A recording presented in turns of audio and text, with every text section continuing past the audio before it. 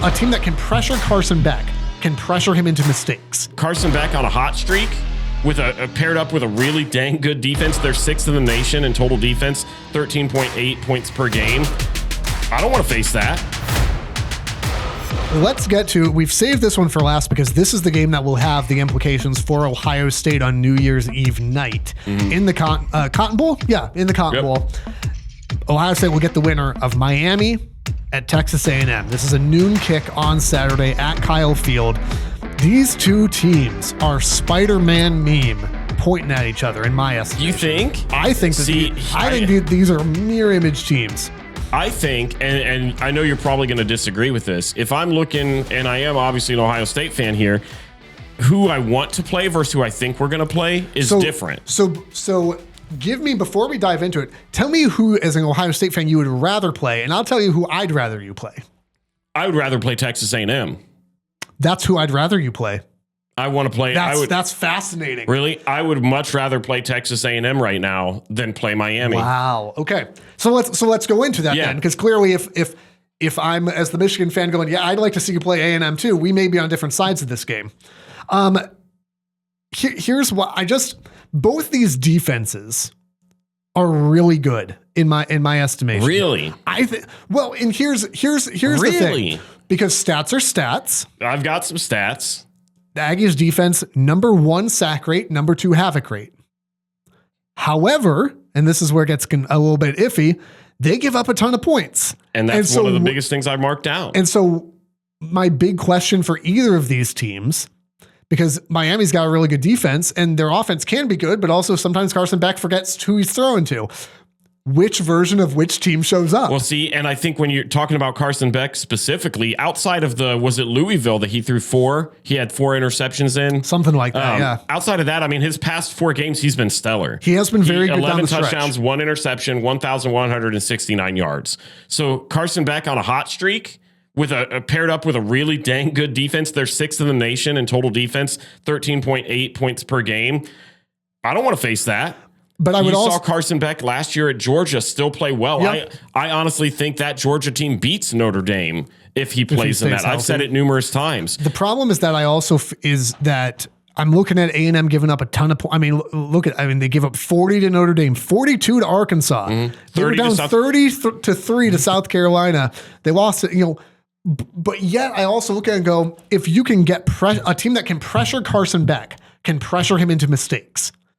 And so that's where it's like, well, can they get there? And this is why I just feel so much that these are mirror teams. I go, your defenses could show up or they could not. Your offenses could show up or they could not. I just don't know. And I hear you talking about the sack rate and the havoc rate and all that, but I'm going, okay, well, they're still high on that, but still giving up 40 plus points. I marked down the same thing you did. 42 points to Arkansas, 30 to South Carolina, 40 to Notre Dame, and then I wrote down 24 to UTSA.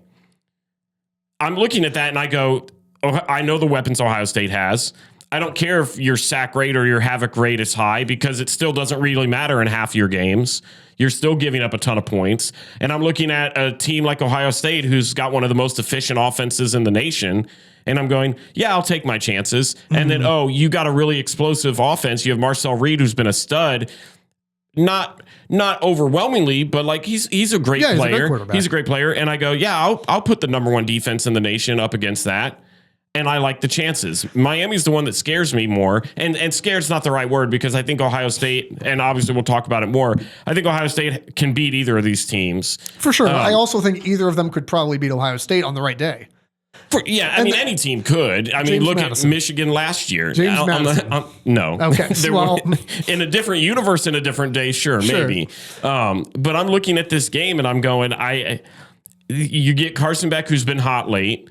They started the season really well. Yep. And you've got a phenomenal defense. This is an underrated Miami team in my mind. I know they get a lot of hate because I think they did lose to Louisville and SMU. And then SMU and shouldn't have lost either of those games. But I would put this team the same as I do with Alabama. Did they have some really bad losses that they shouldn't have had? The ceiling is high. Yeah, the ceiling is high and the floor is, oh my gosh. Okay. But I think they hit that ceiling more than they hit the oh my gosh. And I think that's a fair assessment. Like I went a different way with it, but I don't think that that's an incorrect assessment. I mean, A&M gives up a ton of points. They also score a ton of points. And so if I'm looking at it, and again, I'm trying to think through, if I've got a team going in to play Ohio State, forget this game for a moment, but if I'm looking at it from the Michigan side going, who do I think has the better chance to beat Ohio State? I think you make a good argument for Miami, but I would also say that A&M, when they are firing, I mean, I need a team that probably can put up some points. But here's where I think, and this is obviously where I think we're going to differ.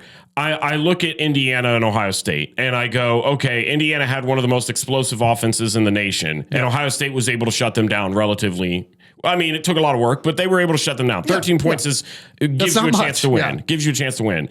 So I don't think offense is enough. I think in order to beat this Ohio State team, you've got to have an elite level defense like Indiana had. You got to have both. And I don't think Texas A&M has both. I think Miami does. You know what? I think I'd buy that. What's odd here is that as much as I'm clamoring for I'd rather see Texas A&M, not only are you kind of convincing me the other way, I picked Miami in this game. Same. What's your final? I took Miami 31-24.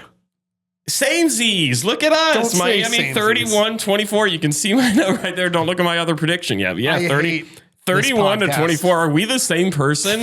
I hate this podcast so much. Wow, this is amazing. Many people are saying that in our YouTube comments as well. Yeah, all right. So we both agree on Miami getting the upset win. We both obviously took Ole Miss and Oregon. You took where we differed was you took Alabama, I took Oklahoma. Yeah.